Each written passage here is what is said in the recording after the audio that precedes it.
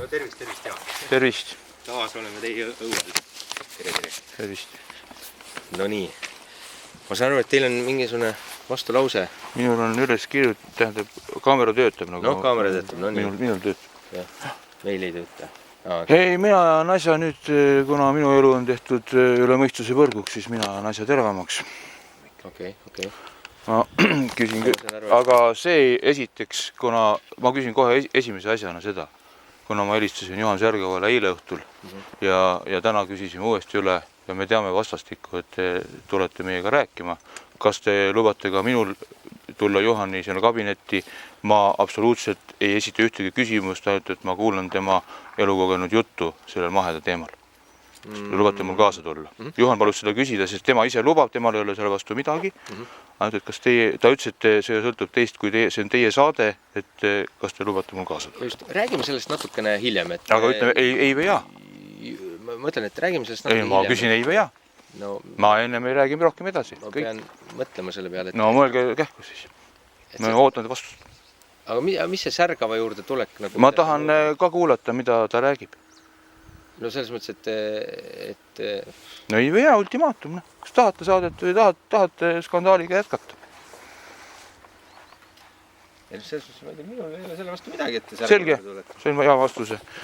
Vastulause on nüüd selline, kuna Juhan ütles, maheda seadus on 30 lehekülge, maheda määrusid on 100 lehekülge, siis on absurd loota, et ma suudan seda 1 minutisse paigutada, see on võimatu ka kõige kõvemal spetsialistil.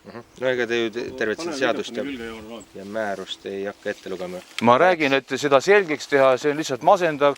Täna ma kuulan, eks ole, televisioonis, kui Katrin Viirpalu ütleb niimoodi, et juttu tuleb ka sellest, kuivõrd hõlbus on põllumajandustoetusi välja petta. Jaak, aga seal ei olnud ju teist mitte ühtegi aga sõna. Absoluutselt oligi ainult minule vihjatud.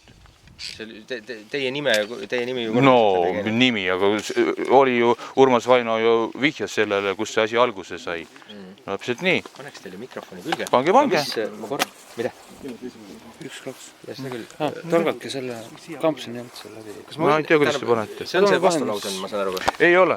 See on mustand, kuna vastulause ei mahu 1 minutisse ära, siis ma ei saa seda vastulausena võtta. Ma loen selle ette ja siis otsustame, mida sealt vastulauseks teha. Kui pikk see on siis umbes?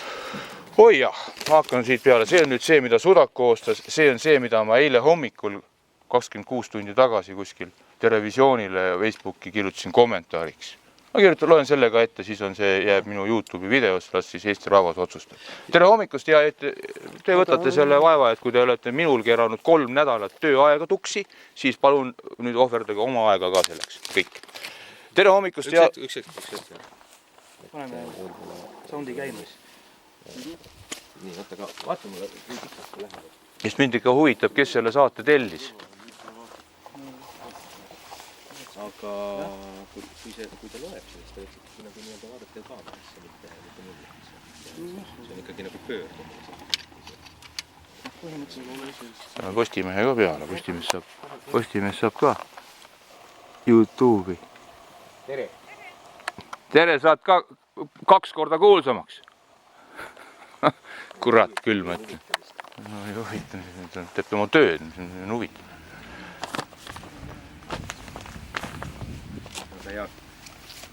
Ma loen selle ette ja siis pärast monteerige jälle kokku, mis tellija rahuldamiseks täpselt. Tere hommikust ja Eesti Televisiooni televisioon. Vaatasin, kuulasin just teie telefoni intervjuud Põllumajandusministeeriumi toiduohutuse ning teaduse ja arenduse asekantsleri Toomas Kevvaiga. Olen 100% päri räägituga. Samas, kui homme on täpsustav intervjuu Põllumajandusministeeriumi haldusalas oleva PRIA või Põllumajandusameti spetsialistiga, siis palun täpsustada 2 asjaolu. Esiteks, kas otsetoetused ja tootmine saagi näol on omavahel seotud lähtuvalt Euroopa Liidu ühtsest põllumajanduspoliitikast, mis on õieti tingimuste täitmine, nii mahe kui tava, keemiapõhisel tootmisel. Kas tingimuseks on saagi saamine? Kuna minu vastus on ei, siis saades sama vastuse, palun ka küsida, mis tingis selle, et Euroopa Liit otsustas need lahti siduda. Minu vastus oleks ületootmine, keskkonnahoid, põllumaade reservis hoidmine kriisi puhuks. Teiseks, palun küsida spetsialistid, kas ja kui suures mõeldavas ulatuses ning kuidas numbriliselt väljendust võimaldavalt mõõta umbrohtumuse levikut ühelt kõlvikult teisele. Kas sisse küntud roheline taimik suurendab mulla huumust? Televaatajad, Eesti rahvas väärib lõplikumat tõde. Kõike head ja lugupidamisega. Jaak Vakermann. Postscriptum. Tunnen oma süü, täpsemalt teatud tingimuste mitte täieliku täitmise ulatust. See on aga tingitud mitmetest asjaoludest. Põllumees ei saa lähtuda niivõrd kuupäevadest kalendrist kui just konkreetsetest ilmastiku ja mullastiku oludest konkreetsel põllul. See tähendab seda, et ei ole mõistlik tallata märga mulda ja keskkonnahoiuks võib pidada ka minimeeritud põlluharimist, mis väljendub küll otsekülvikute kasutamises, mis ei eelda eelnevat mitmekordset mullaharimist, aga ka lihtsalt mitte niisama fossiilse kütuse põletamist traktori mootoris, vaid ainult nii palju, kui on vaja looduse töö suunamiseks. Kaunist süügist ta pöörleb siiski Honissoa Kuemal Üpens, mis on teatavasti Sukapeale ordeni deviis, mis on Inglismaa vapil. Mis tähendab lihtsalt eesti keeles tõlkima see, et ärge saage sellest valesti aru. Vastulause. See on nüüd see, mida aitas mul sõber koostada. Mina võib-olla oleksin teinud selle vähe teise sõnastusega, aga hea küll. 25. septembri Pealtnägijas jäeti eksitav mulje, nagu maksaks Priia mulle suurt mahepõllumajandustoetust umbrohu kasvatamise eest. Petan lobeda jutuga Priia naisametnikke ning tekitan naabripõllul suurt kahju. Väited ei vasta tõele. Priia maksis 2012 minule mahetoetust 11 000 eurot, mitte 50 000. 2012. Mul on võetud maha 2 korda 50% sellest. Sellepärast, et tingimused ei ole täielikult täidetud. Otsetoetuse eesmärk on vähendada Euroopa Liidu ületootmist ja hoida põllumaid reservis globaalse toidunappuse ajaks, see on ka keskkonnahoiupoliitika. No siin on veel, et rapsi kündsin vahekultuurina mulla huumuseks sisse juunikuus, seepärast ei saanud seda septembris filmida. Saates näidatud ohakate ja takjatega põld ei kuulu mulle, üks nendest põldudest, minu meelest olite 4 põllul seal. Umbrohi mõõdukas koguses on paratamatu, sest mahepõllumajandus ei kasutata herbitsiide ja hein kasvas 2 kuu jooksul pärast rapsi sisse kündmist, kaasa arvatud ka seemnepangast tulenevalt umbrohud. Aga nüüd ma küsin teravamalt. Kas Pealtnägija manipuleerimise eesmärk oli, et müüksin ajaotsale ligi 20 hektarit põllumaad ning maksaksin Õismaale 7309 eurot umbrohuga tekitatud kahju eest, mida ma talle teinud ei ole. Jaanus Ajaots ja Raivo Õismaa pahatahtlikkust tõendavad järgmised faktid. Põllumeestena nad teavad põllumaade reservis hoidmise eesmärke. Saatsid mulle ultimaatumi enne Pealtnägija eetrisse minekut. Raivo Õismaa ähvardas jätkata survet raha saamiseks ja kui poliitiliseks minna, siis nii Ajaotsa perekonna liige, kes on Anneli Ajaots, on meie valla volikogu esimees ja põhikooli direktor, niisiis, ja samuti Raivo Õismaa, nemad kandideerivad ka Nissi valla volikokku nagu minagi. Aga nüüd ma küsin hoopis edasi.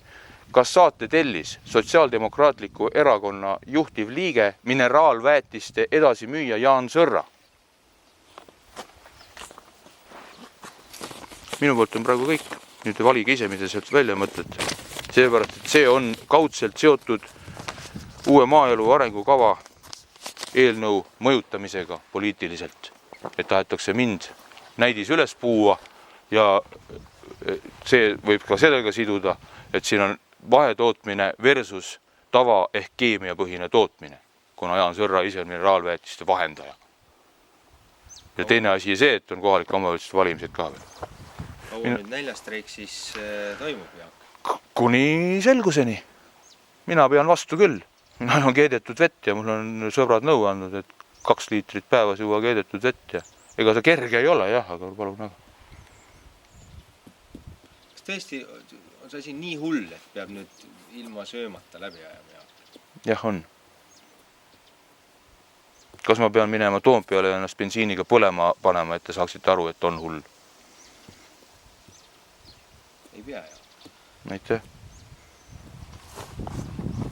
Teie põhiline seisukoht on siis see,